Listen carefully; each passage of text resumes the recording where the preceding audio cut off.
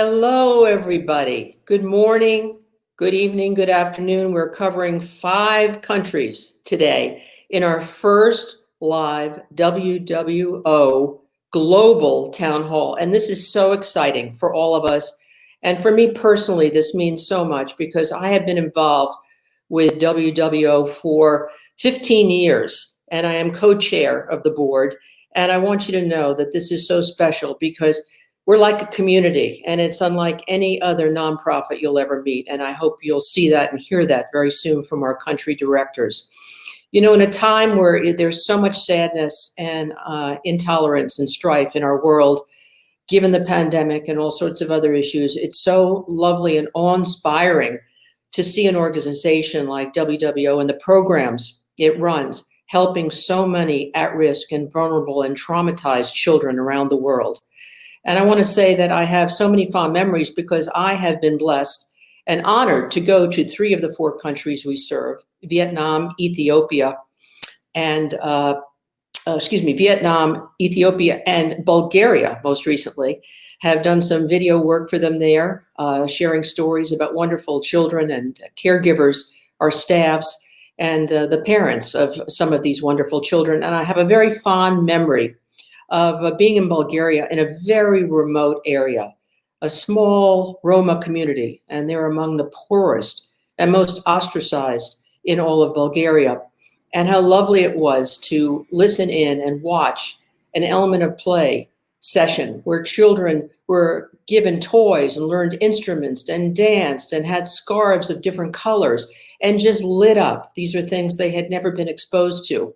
And the nicest part about it was seeing, in particular, a little girl, probably about 8 years old, who I was told didn't speak, was shy, very introverted. And she came alive. I saw it firsthand, where she interacted with other children and danced and loved learning about instruments. I have to say that it is an amazing issue that we're going to be discussing today, these awe-inspiring stories from our various program directors. I want you to be patient because we may have some connectivity problems in these countries, of course. The internet and being able to communicate on a regular basis can be challenging, so bear with us, but I think we have everybody here. And I would now like to introduce you to Claudia Fleming, who is our unbelievable executive director, and I will then come back to share with you background on all of our country directors. So again, thank you for your patience and for joining us. Hello, thank you for being here today. We are thrilled to introduce you to our wonderful team.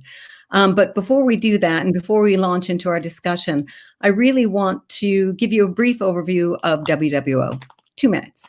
It was founded 22 years ago by a visionary pediatrician named Dr. Jane Aronson. And Dr. Aronson had the vision of transformational change. They worked with vulnerable children, vulnerable families, and vulnerable communities in some of the most challenging countries in this world. The focus was on the physical, the emotional, and the educational well-being of these children and their families. And with that model, they have helped over 150,000 children and parents, and we have worked in 19 countries. Today, we have kind of adjusted our lens.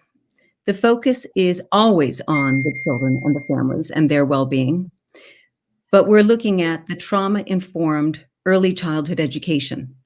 We're focusing on skills development for youth and unemployed adults. We're looking at professional development to build capacity. And we're working with summer camps for seriously ill children. And that collaboration takes place through Serious Fun Children's Network. Today, we have the unbelievable opportunity of discussing how our work has changed and adapted in the 4 countries that we work in: Haiti, Ethiopia, Bulgaria, and Vietnam. We are able to speak to our program director and the 4 country directors about how we have adapted to meet their needs during this unprecedented pandemic.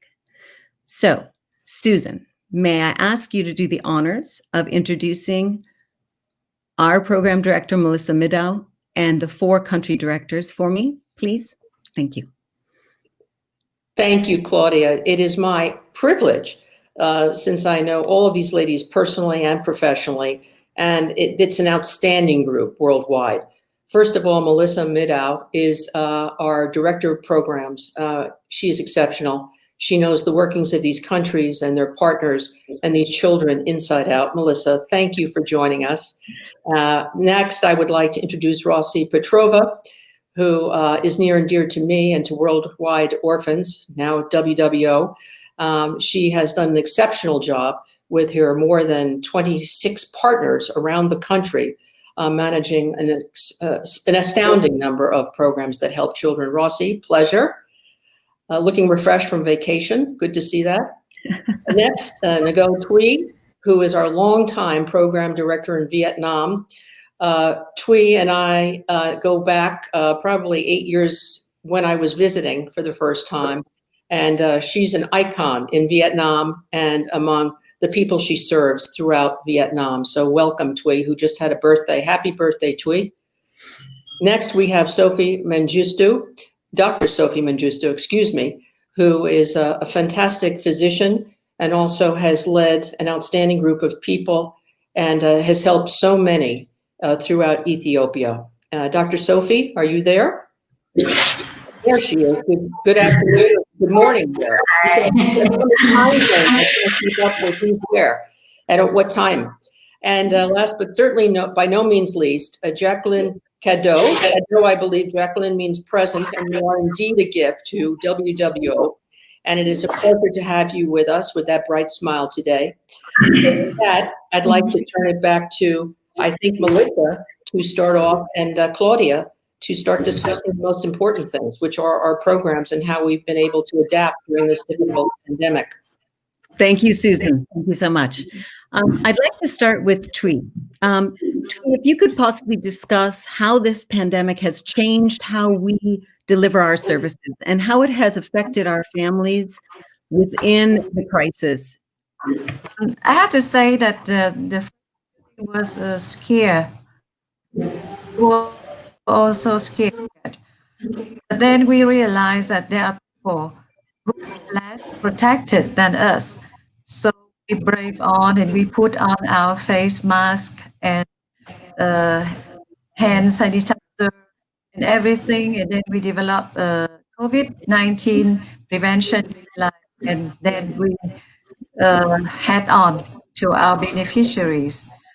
Because, most of the caregivers of our vulnerable children in Vietnam lost their income during the pandemic, and most of them street vendors like lottery ticket sellers, for example. So they were the first to lose it. And then the children lost their free meals and therapy at school, and they don't have medical treatment, especially for those living with HIV or with disability. As a result, the caregivers cannot pay their bills and their rent. And WWO itself had to cancel some in-person camp activities and delay of some of our field trips. So with this loss of income and with the repercussions of not having this income, how have we adapted? What have we done in Vietnam, in particular, to meet the needs of our families? Yeah, I would like to Misha, one of our board members. He said we were transforming ourselves.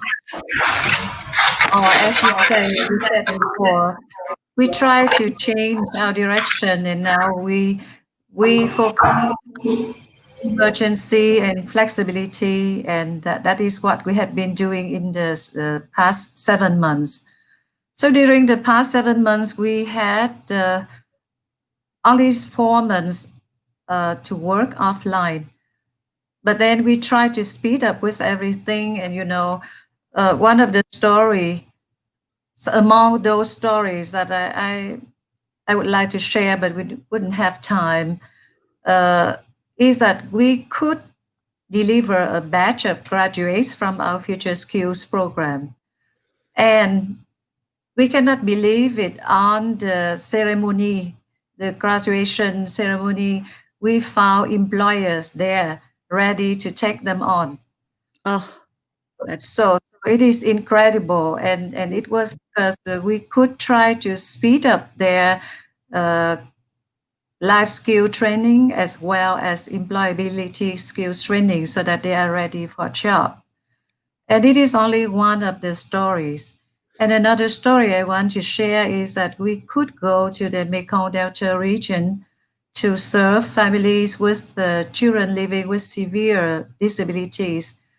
And one 3 years old girl born with cerebral palsy, who didn't have their therapy for a few weeks already, and they did not have food at home, and they need emergency treatment.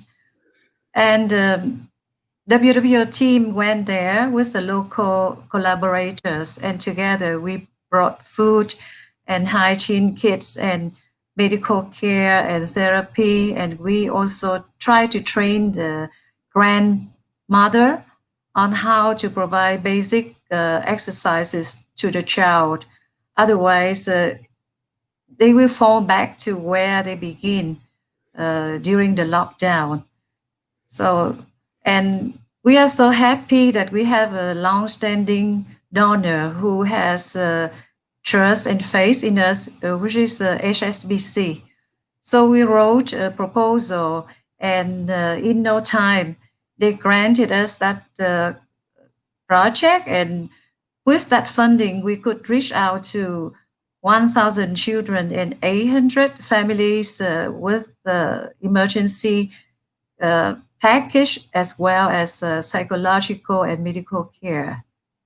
Thank you, Thuy. That is an amazing story. And without our corporate and individual donors, we wouldn't be able to do this work. So thank you so much for mentioning our corporate donor. Dr. Sophie, if you could tell us something about how we met the need with nutritional packages to help the children stay healthy and not be ravaged by malnutrition during this period. I would love to hear your story of service during this time. Okay, thank you, Claudia. So schools in Ethiopia were closed due to COVID-19 on March 16, 2020.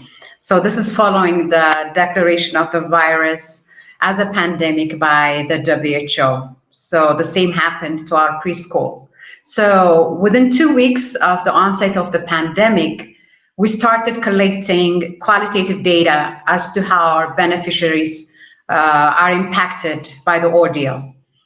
So we found out that the children and families we serve are impacted negatively amid their existing vulnerability, be it due to poverty, unemployment, large family size, and we have lots of single moms without help. And some of them have already lost their jobs and struggling to put roof above their heads. And some are out in the streets begging, taking their children with them. So, and the other issue is the students could not benefit from the school feeding program anymore. And that's also true for children in government schools who totally rely on school meals. So there's no doubt that malnutrition will be on the rise.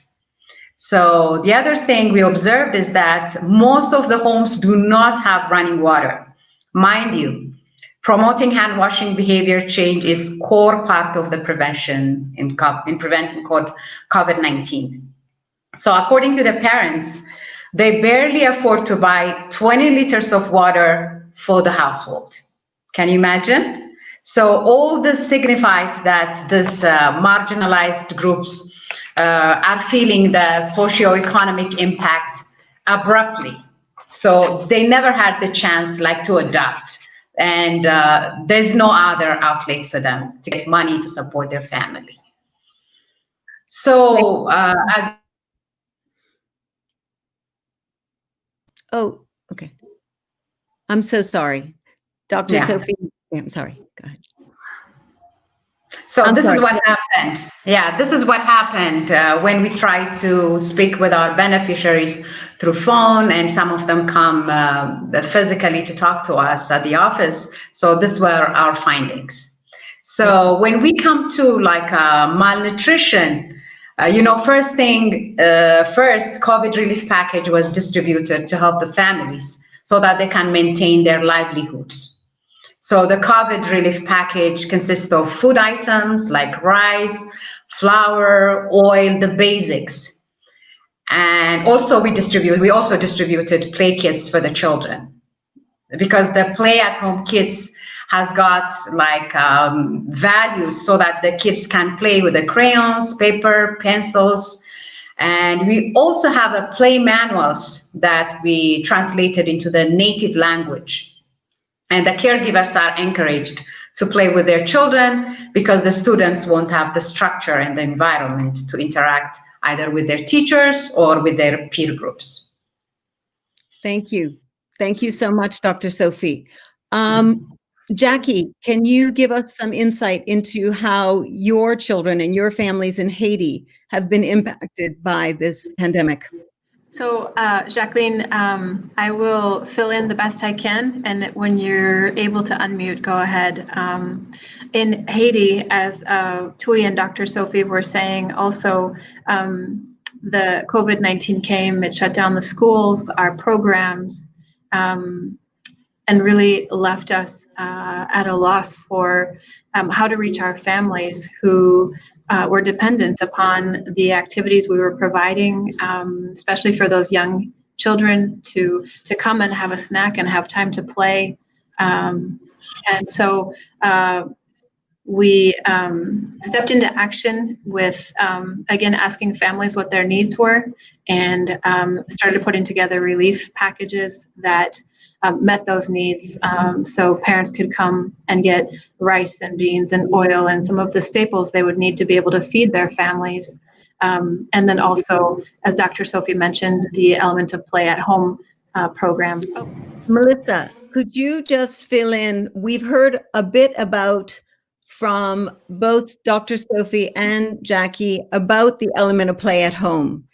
Could you describe why this cornerstone program that kept the educational well-being of our children in mind? Tell me what was the importance of bringing that education into the home, into the family environment? Yeah, Lois Heyman, a speech-language pathologist, and I, and all of the country directors, we assessed the needs, realized the schools were closed, the learning had been reduced, and we needed to quickly create an activity manual that would allow our parents an opportunity to keep the learning going at home. So we took the best of everything we do during an element of play session in all of our countries, packaged it into a 20-minute activity manual that parents could do. And I think that it became successful for two main reasons. We stayed relevant, and we delivered the activity manual through relationship.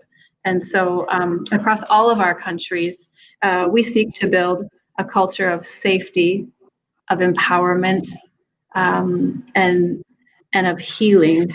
And it's really the very definition of being trauma-informed.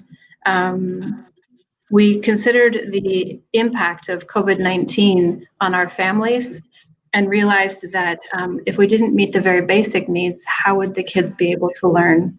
How are parents who are so stressed able to stop and take the time to play with their child? So we packaged together the relief with the learning manual, brought it to our families through relationship, and really met the families where they were at.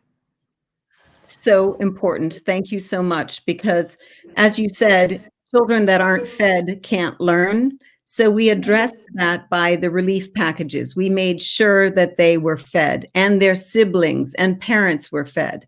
We actually have a story of someone inviting their neighbor over because for the first time ever, they had an Easter meal to invite someone else to partake in. So it was incredibly important that we recognized food first. We checked on their health by making sure they understood what COVID was, what social distancing was. Could you talk to me a little bit about that, Rossi, about our efforts to educate in the area of how to stay safe and healthy during a pandemic when you don't have the access to internet and regular communication through governments and other sources? Can you take that on, please, Rossi? Thank you, Claudia, of course. Yes, this was one of the most challenging things during the pandemic because suddenly the life changed and we were locked down. We were faced with unexpected and unknown situation. And if we can read and have access to internet, we can manage somehow. But most of our parents, most of our beneficiaries, most of our families, as Susan kindly mentioned, are of ethnic minority, Roma or Turkish origin. They live in remote areas. They lack basic conditions for living. Some of them don't have a roof over their heads, literally. I mean, literally. Their houses are covered with nylon, with plastic, let alone reading about how to protect or getting information how to protect themselves and their families from COVID. I won't repeat what my dear colleagues already said because we did the same. We provided humanitarian packs and we reworked our Element of Play program. I would add another element of our work, and this is partnership. As Susan mentioned, we work with 26 partners in 33 locations in Bulgaria, and if you look at the map of Bulgaria, you'll see that we cover almost the whole territory. We wouldn't have been able to do this without our partners.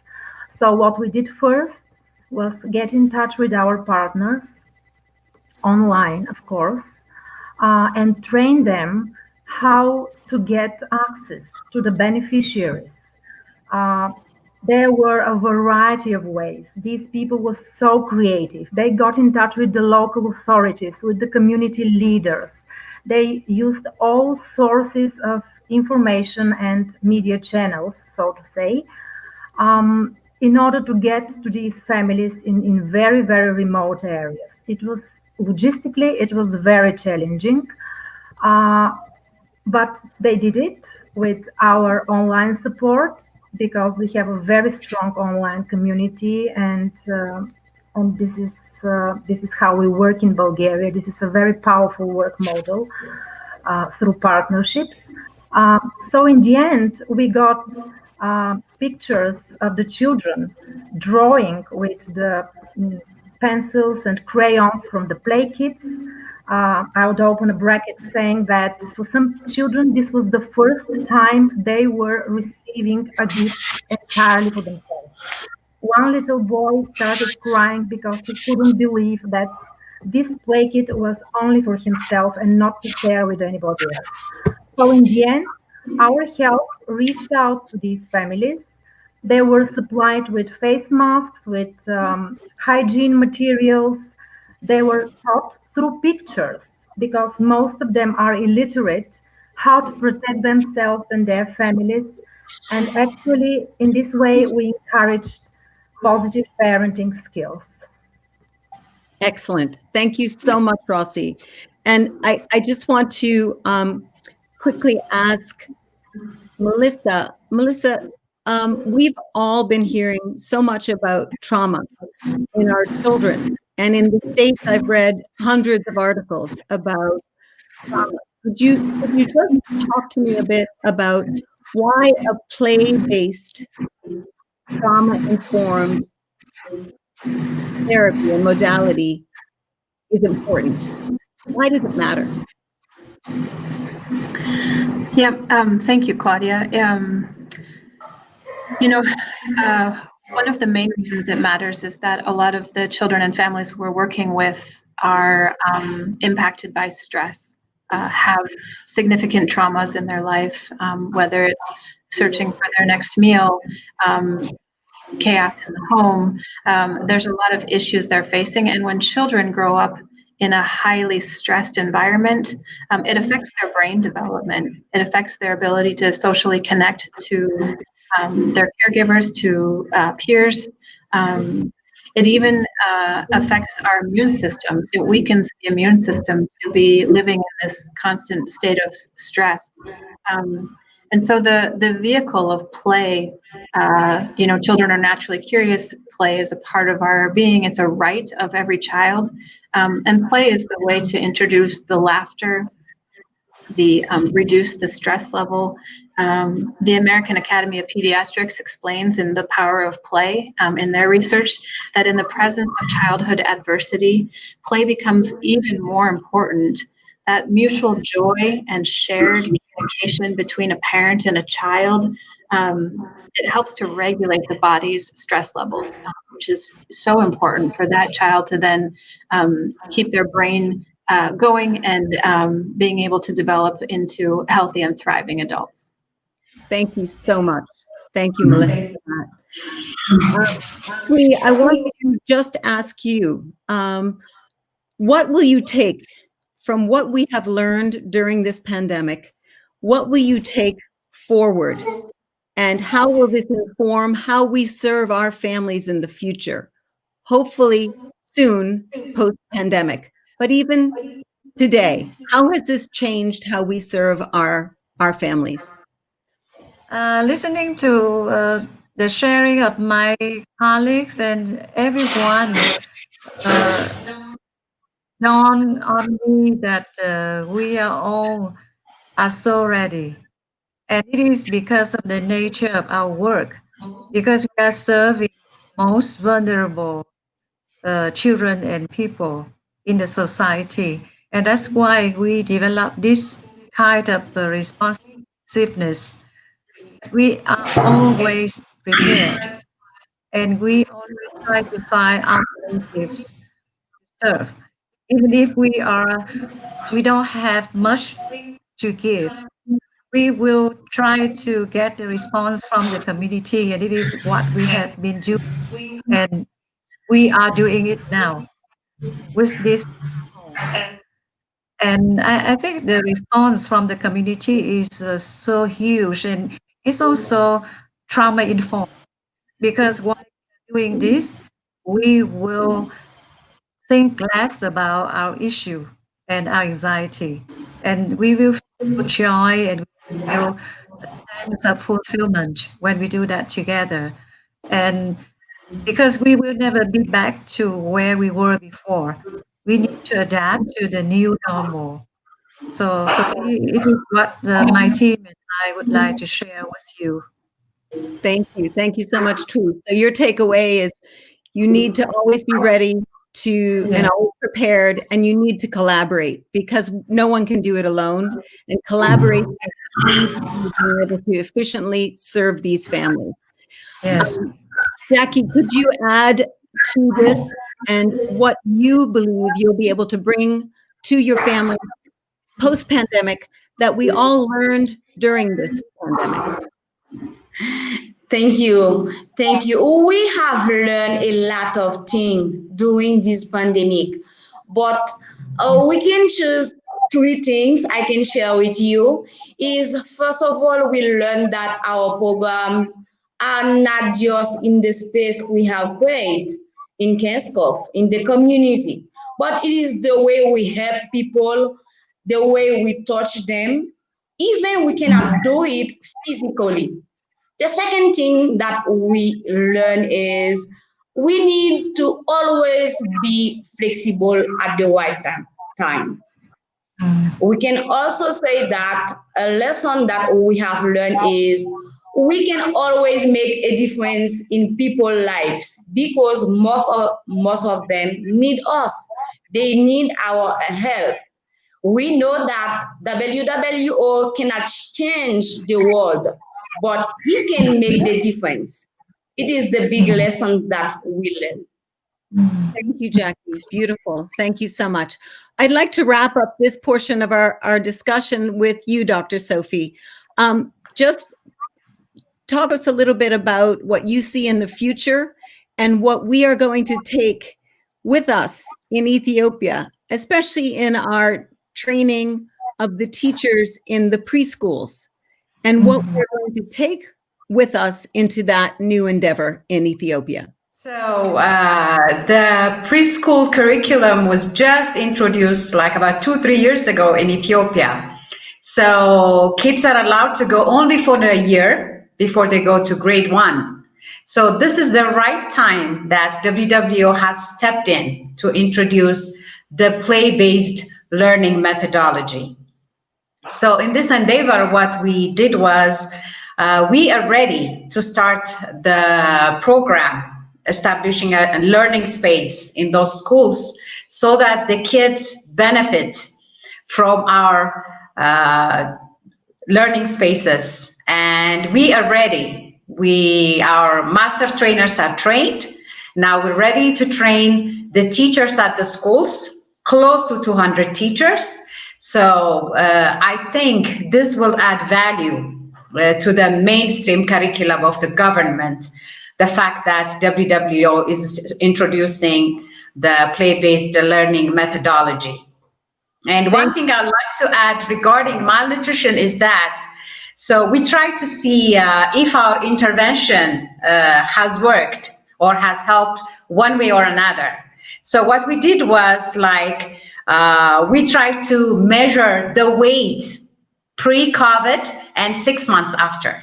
So we found out that 93% of the students either maintained or increased their pre-COVID weight. And we also did developmental test, what we call ASQ. So 98.6%, those who are under 5 passed the ASQ assessment on the 5 developmental domains. So for now, I believe that we have done something to protect our beneficiaries. But what's next if we're not able to control the spread of the disease worldwide? We're not a humanitarian organization.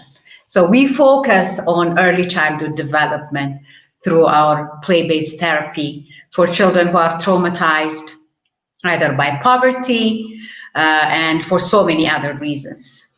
Back to you, Claudia.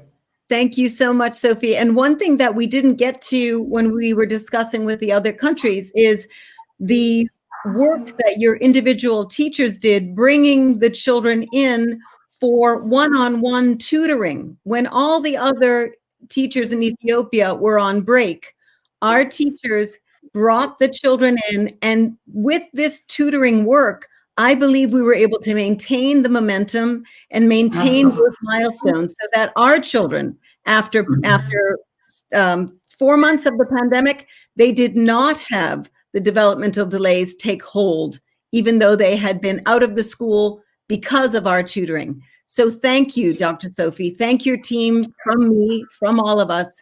And thank you all for your insightful, wonderful answers to the questions. Susan, can you wrap up this discussion, please?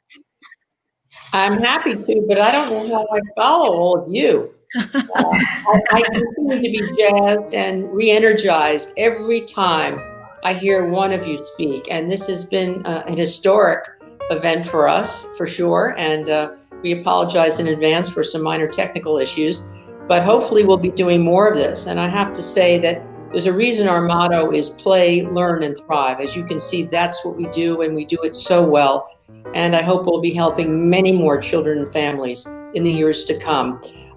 You know, it's not only life-saving, it's life-changing. The various things that you've heard about today reinforce that fact. And so we hope that you'll join us again. We hope that you'll continue to follow us. Go to our website, wwo.org, or follow us on social media. And of course, reach out to us if you have any questions or comments. We always welcome ideas. So on behalf of everybody at WWO, I want to thank you for your time and your interest. And thank you to everybody who makes a difference every day in the lives of at-risk children. Thank you.